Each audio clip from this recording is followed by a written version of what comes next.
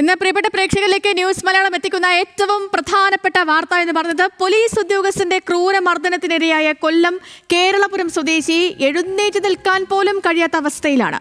കേരളപുരം സ്വദേശി ബിനോദിന്റെ ശരീരമാസകലം നീര്, ശരീരത്തിൽ ബൂട്ടിട്ട് ചവിട്ടിയ പാടുകൾ, കൈവിരലുകൾക്ക് പരിക്ക്. ചോറ്റാനിക്കര CI മനോജ് കാല് തല്ലി ഒടിച്ചെന്നും പരാതിയുണ്ട്. ഈ സംഭവത്തിൽ മുഖ്യമന്ത്രിക്ക് പരാതി നൽകിയെന്നും നടപടി വേണമെന്നുമാണ് അമ്മ ന്യൂസ് മലയാളത്തോട് പറഞ്ഞത്. കാണാം ന്യൂസ് മലയാളം ദ ബിഗ്ഗസ്റ്റ്.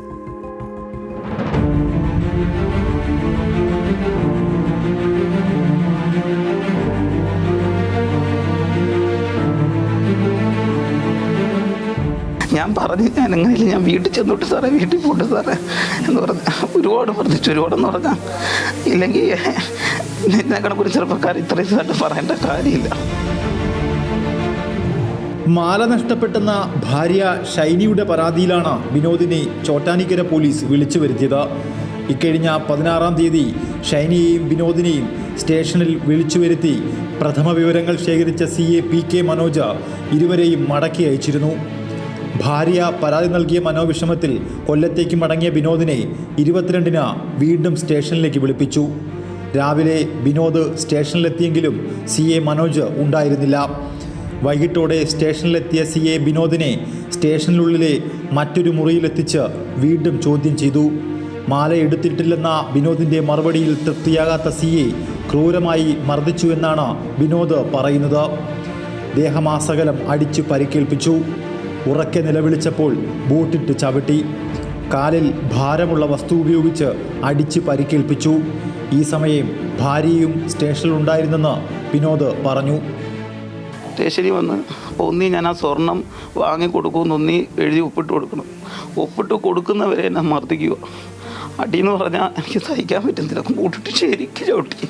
ഇവിടെ കൈക്ക് തലയ്ക്ക് അടിച്ച് ഇവിടെയൊക്കെ ചെറുക്കന്നത്ത് മാറി മാറി അടിക്കുന്ന. എനിക്ക് സത്യം പറഞ്ഞാൽ ഞാൻ അതിനുശേഷം എല്ലാവരും വിചാരിക്കും ഞാൻ വിഷം ഇത് വേറൊന്നും കൊണ്ടാണ് കഴിക്കാത്തതെന്ന്. എനിക്ക് ആഹാരം ഇറങ്ങാൻ ചവയ്ക്കാൻ പറ്റുന്നില്ല.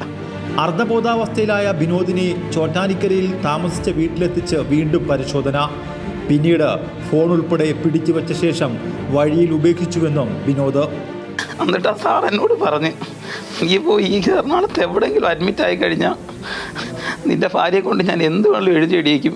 അവൾ ഞാൻ പറയുന്നതിന് അപ്പുറത്തോട്ട് പോകത്തില്ല. നിന്നെ ഞാൻ എന്തായാലും ചെയ്യും. നീ എറണാകുളത്ത് എവിടെ അഡ്മിറ്റ് എന്നെ കൊടുക്കുമെന്ന് പറഞ്ഞു. നിൻ്റെ പെണ്ണ് എൻ്റെ കയ്യിലിരിക്കുക. നിൻ്റെ പെണ്ണിനെ കൊണ്ട് ഞാൻ എന്ത് വേണമെങ്കിലും എഴുതി അടിക്കുമെന്ന് പറഞ്ഞു.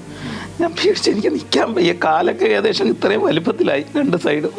ഞാൻ അവിടെ നിന്ന് എങ്ങനെയൊക്കെ നടന്നൊരു ചോറ്റാനിക്കര അമ്പലത്തിൻ്റെ ഭാഗത്ത് നടക്കാൻ വയ്യ. ചെരുപ്പില്ല, ചെരുപ്പൊന്നും ഇടാൻ പറ്റത്തില്ല. അത്രയും വീങ്ങി കാൽ രണ്ടും.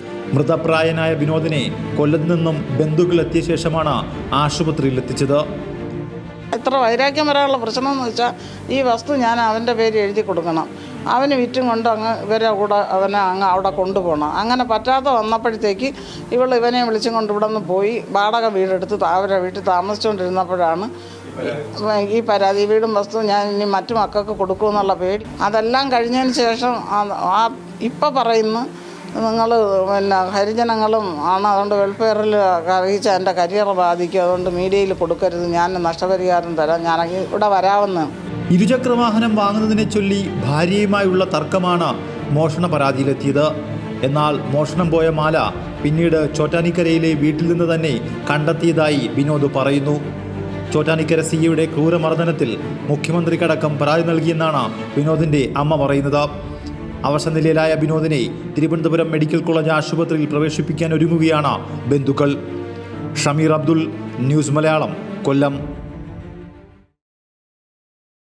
ഈ സംഭവം ന്യൂസ് മലയാളം ആഭ്യന്തര വകുപ്പിന്റെ കൂടി ശ്രദ്ധയിലേക്ക് പെടുത്തുകയാണ്. പോലീസ് ഉദ്യോഗസ്ഥന്റെ കൊടും മർദ്ദനത്തിനിരയായി എഴുന്നേറ്റ് നിൽക്കാൻ പോലും കഴിയാത്ത അവസ്ഥയിൽ കഴിയുകയാണ് ഈ കേരളപുരം സ്വദേശിയായ ബിനോദ്. ആഭ്യന്തര വകുപ്പ് ഇടപെട്ടതിൽ ഒരു സത്വരമായ നടപടി സ്വീകരിക്കുമെന്ന് തന്നെ പ്രതീക്ഷിക്കുകയുമാണ്.